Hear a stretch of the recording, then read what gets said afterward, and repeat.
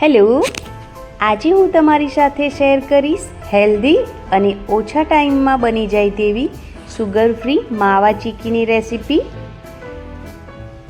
તો એકદમ easy recipe છે અને તેમાં માવાની બિલકુલ જરૂરત નથી પડતી। તો તમને જો મારી રેસીપી ગમે અને તમે હજુ સુધી ચેનલને સબસ્ક્રાઈબ ના કરી હોય તો પ્લીઝ ચેનલને જરૂરથી સબસ્ક્રાઈબ કરી લેજો। તો અહીંયા મેં 1 વાટકી જેટલા સિંગદાણા લઈ લીધા છે, તેને ગરમ કડાઈમાં એડ કરી દઈશું। શરૂઆતમાં ગેસની ફ્લેમ હાઈ રાખીશું અને થોડા સિંગદાણા શેકાય ત્યારબાદ ગેસની ફ્લેમ સ્લો કરી દઈશું। 2 થી 3 મિનિટમાં જ સિંગદાણા એકદમ સારી રીતે શેકાઈ જાય છે। તો અહીંયા મેં સિંગદાણાને ગરમમાં તેના ફોતરા કાઢી લીધા છે। હવે મિક્સર જાર લઈશું અને સિંગદાણા એડ કરી દઈશું અને તેને એકદમ સરસ પીસીને રેડી કરી લઈશું। તો અહીંયા સિંગદાણાને પીસીને રેડી કરી લીધા છે। હવે કડાઈ મૂકીશું અને તેની અંદર જેટલા સિંગદાણા લીધા છે તેટલો જ ગોળ એડ કરીશું। તમે ગોળ વધારે કે ઓછો એડ કરી શકો છો। તો જે પ્રમાણમાં સિંગદાણા લીધા છે એટલા જ પ્રમાણમાં ગોળ એડ કરીશું અને ગોળને એકદમ સારી રીતે મેલ્ટ કરી લેવાનો છે। 1 ચમચી જેટલું ઘી એડ કરવાનું છે। ઘી એડ કરવાથી ચીક્કીનો ટેસ્ટ ખૂબ જ સરસ આવે છે। તો તેને પણ મિક્સ કરી લઈશું। 2 થી 3 મિનિટમાં જ એકદમ સારી રીતે ગોળ મેલ્ટ થઈ જાય છે। ગોળને સિમ્પલ મેલ્ટ જ કરવાનો છે, તેની કોઈ ચાસણી કે એવું કંઈક બનાવીને પાયો રેડી નથી કરવાનો। તો એકદમ સરસ ગોળ મેલ્ટ થઈ ગયો છે।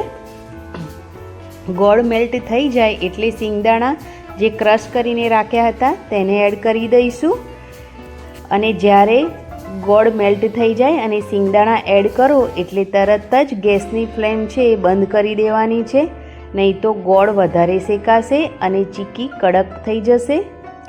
તો ગેસની ફ્લેમ બંધ કર્યા પછી જ ક્રશ કરેલા સિંગદાણાને ગોળમાં એડ કરીને એકદમ સારી રીતે મિક્સ કરી લઈશું।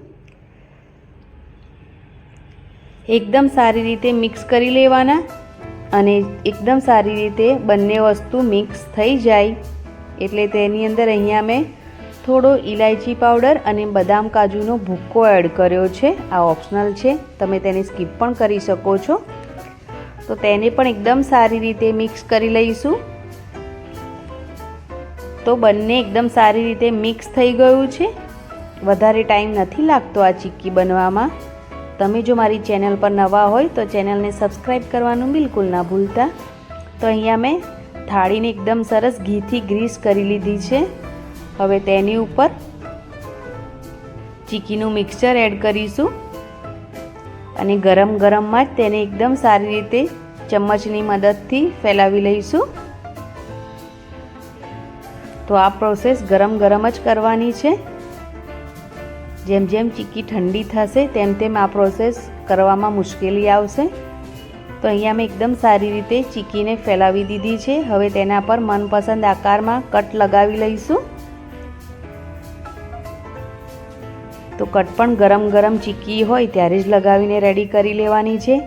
મેં અહીંયા ચીક્કી ઉપર થોડી બદામ એડ કરી છે, જેથી ચીક્કી દેખાવે પણ ખૂબ જ સરસ લાગે। ચીક્કીને 4 થી 5 મિનિટ માટે રેસ્ટ પર મૂકવાની છે, થોડી ઠંડી થઈ જાય ત્યાં સુધી। 5 મિનિટ પછી જ તેને ડીમોલ્ડ કરવાની છે। તો તમે તમારા મનપસંદ પ્રમાણે કોઈ પણ ડ્રાય ફ્રૂટ્સ એડ કરી શકો છો અથવા તો એમ પણ તમે આ ચીક્કી ખાઈ શકો છો। ઉપરથી થોડો બદામ કાજુનો ભૂક્કો એડ કરી દઈશું અને તેને હાથની મદદથી થોડું પ્રેસ કરી લઈશું અને હવે 5 મિનિટ જેવું થઈ ગયું છે અને ચીક્કી ઠંડી થઈ ગઈ છે, તો તેને ડીમોલ્ડ કરી લઈશું। થાળી ગ્રીસ કરેલી છે એટલે આરામથી ચીક્કી ડીમોલ્ડ થઈ જશે। તો રેડી છે માવા ચીક્કી। તમે પણ આ ચીક્કી જરૂરથી ટ્રાય કરજો અને તમારો એક્સપિરિયન્સ કોમેન્ટ બોક્સમાં મને જરૂરથી જણાવજો અને મારી ચેનલને સબસ્ક્રાઈબ કરવાનું બિલકુલ ના ભૂલતા અને આ રેસીપી જરૂરથી ટ્રાય કરજો।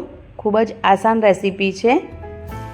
વિડીયો જોતા પહેલાં વિડીયોને લાઈક કરવાનું બિલકુલ ના ભૂલતા। Thanks for watching. Bye bye, take care.